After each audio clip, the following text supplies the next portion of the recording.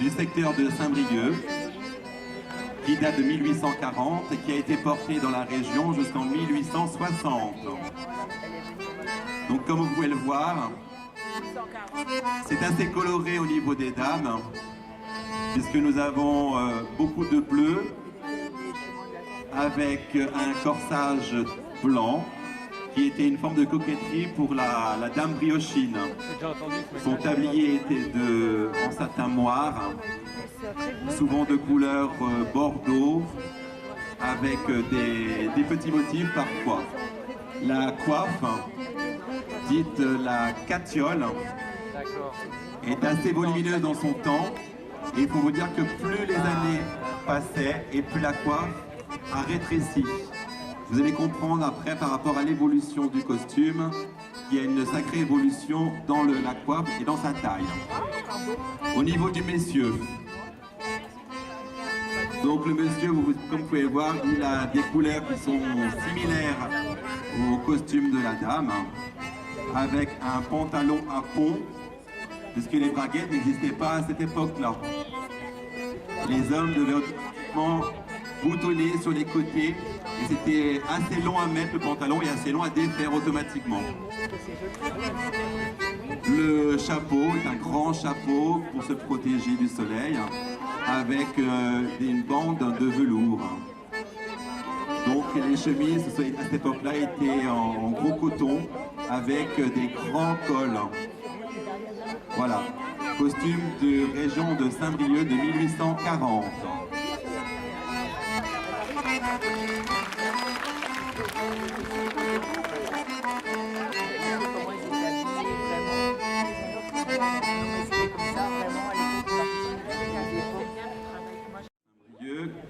Avec le costume dit de Plaintel.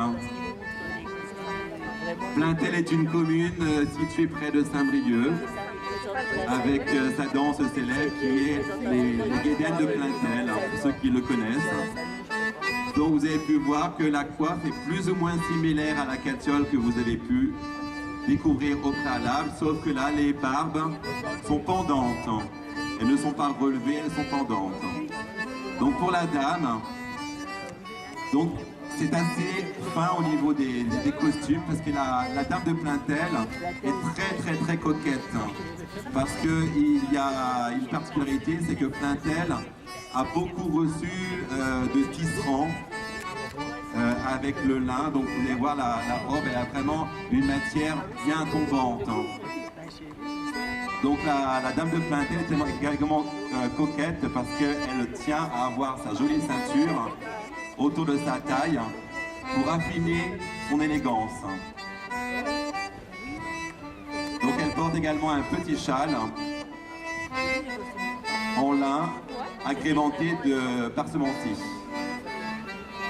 Donc la coiffe, vous avez pu le voir, elle a un bonnet assez volumineux qui cache tous les cheveux du costume de la dame, avec une veste dite à la française. Alors il faut vous dire qu'une veste comme ça, c'est près de 40 heures de réalisation pour la faire. Parce que c'est plein de petits plis qui apportent une certaine élégance au monsieur.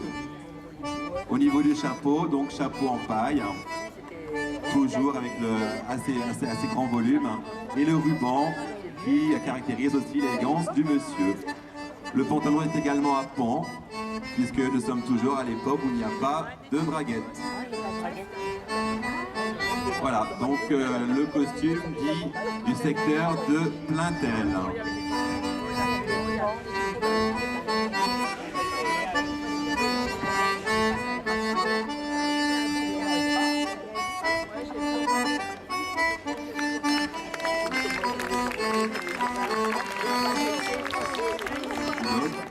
On va remonter au début du XXe siècle, en 1900.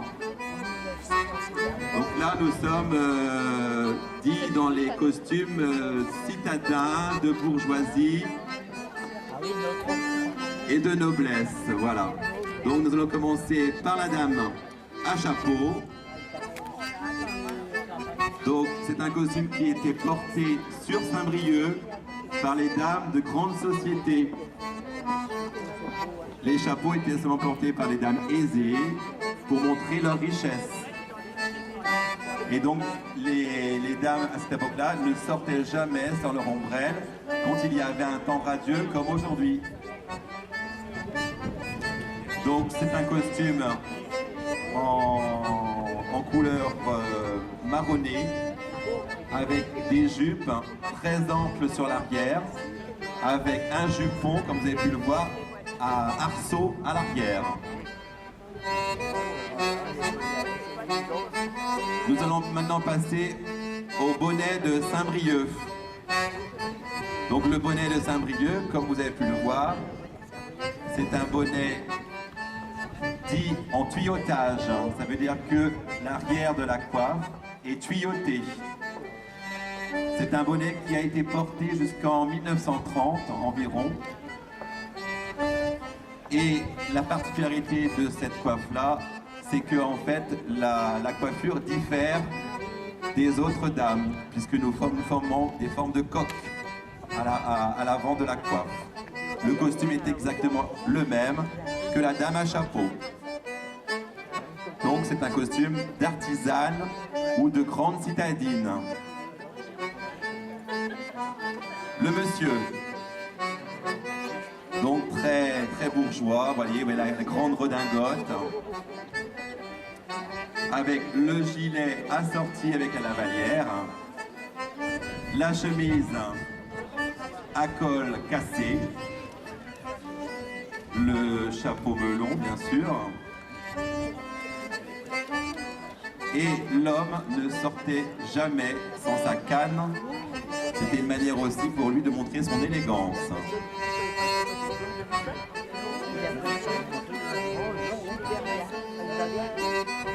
Il faut vous dire qu'à cette époque-là, tous les costumes étaient codifiés. Rien qu'en voyant une personne, on savait de quelle classe sociale elle était. Voilà, costume citadin bourgeoisie du pays de Saint-Brieuc.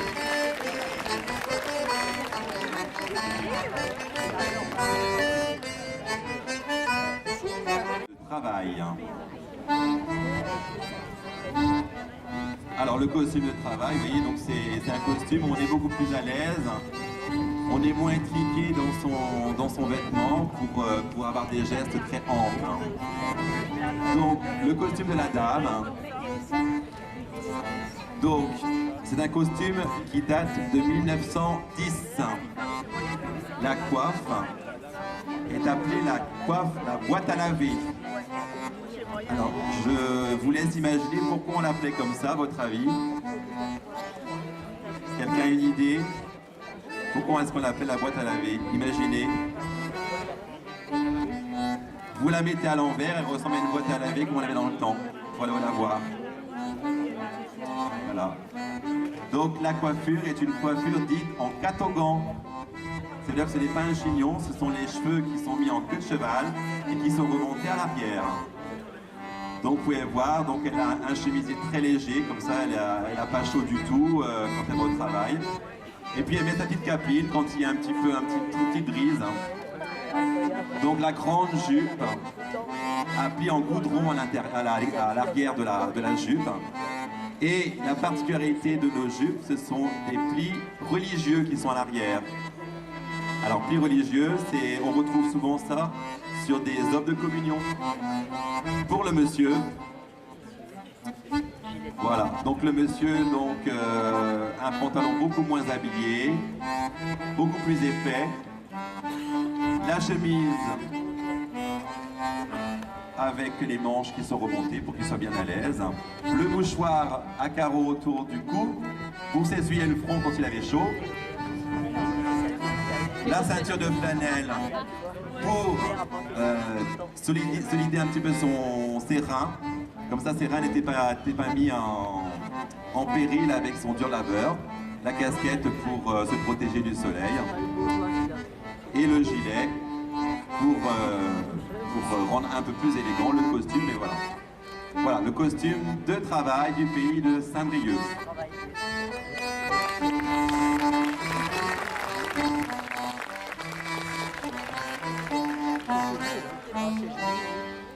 Au costume de cérémonie ou de grande citadine, Du pays de Lamballe. Lamballe est une commune près de Saint-Brieuc également. Alors le costume qu'on vous présente là aujourd'hui date de 1915-1920. Le grand châle. Alors le grand châle a sa particularité, donc il était porté par les dames lors des grands moments de cérémonie, donc mariage, baptême, les grands dimanches. Donc il est brodé ton sur ton. Et il faut vous dire qu'une dame avait un seul châle dans sa vie. Elle le recevait le jour de son mariage et le gardait jusqu'à sa mort. Il faut savoir que les châles de couleur étaient portés principalement par les jeunes filles et il était teint le jour du mariage par la belle-mère. Donc vous avez pu voir, donc c'est des grandes robes très sombres, très élégantes, pour permettre un petit peu d'élégance à la dame. La coiffure est exactement la même que la coiffure qu'on a pu voir au préalable par rapport au costume de travail, costume de catogan, des coiffes toujours dites boîte à laver, mais là cette fois-ci en cérémonie, donc de la dentelle. Donc le costume dit de petit dimanche. Donc voilà, c'était porté également dans la région de Saint-Brieuc le dimanche, quand il n'y avait pas de grandes occasions. Donc la dame a enlevé sa grande robe, a enlevé son tablier et porte une jupe à plis écrasés à l'arrière. La ceinture de couleur avec la boucle qui agrémente le costume. Le chemisier est perlé avec petits plis religieux également sur le devant de la poitrine.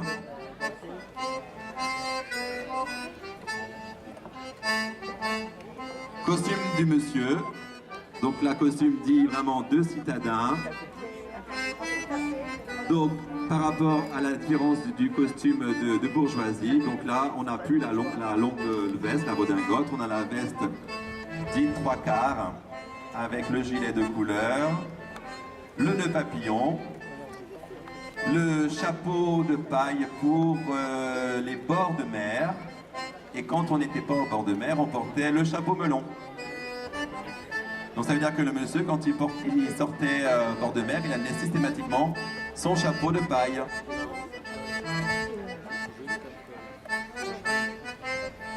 Voilà, donc là on présente le costume dit de citadin du pays de Saint-Brieuc de 1915 à 1920.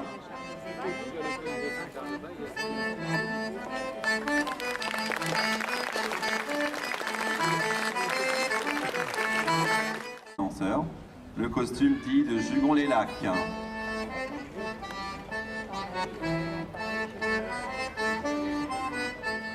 Alors donc vous pouvez voir, donc les coiffes sont totalement différentes.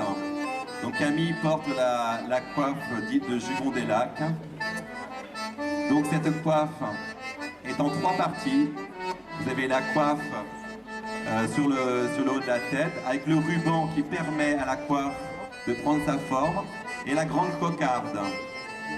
La coiffure est toujours dite à catogan. Alors les chemisiers, donc là vous avez vu, c'est un taffetas de soie avec plein de petits plis qu'on appelle des smocks. Donc il y a des plis religieux sur les manches et des smocks sur le devant de la poitrine. La jupe est exactement la même que la jupe que vous avez pu voir au préalable. La seule différence, c'est qu'on met un tablier cette fois-ci qui n'est plus de forme rectangulaire, mais de forme ovale. Alors pour la petite, vous voyez, c'est un peu le même style que le costume du monsieur au préalable, sauf que le gilet, il est de couleur pour rappeler un peu les couleurs du chemisier de la demoiselle. Le costume est avec un chapeau dit mafiosi, à mode un petit peu italienne, et le costume bien sûr tout noir avec la veste et le pantalon. Chemise avec un col Mao sans nœud, puisqu'il n'y a pas de col, donc il n'y a pas de nœud. Voilà, le costume dit citadin de Jugour-les-Lacs, le costume de petite fille.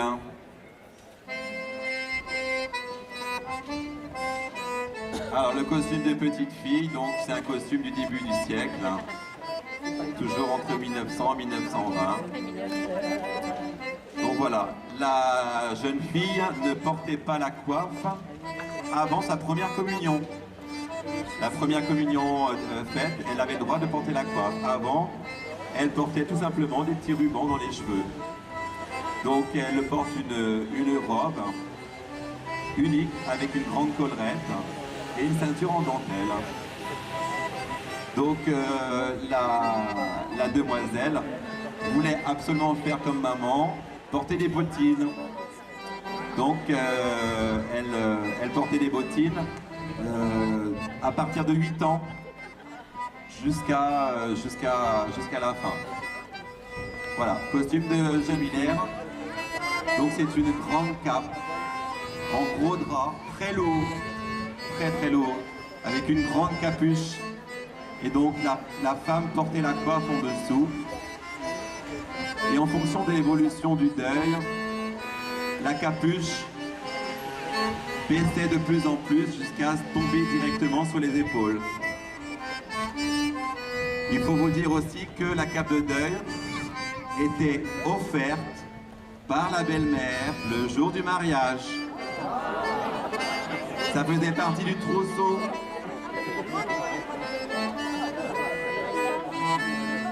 Et donc cette cape-là n'était pas seulement portée pour les deuils, mais aussi suite à une naissance.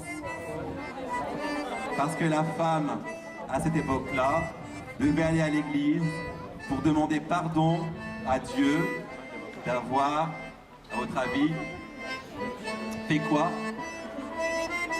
Donc pendant une semaine, suite à la naissance, elle remettait sa cape et elle allait à l'église se faire pardonner auprès du bon Dieu.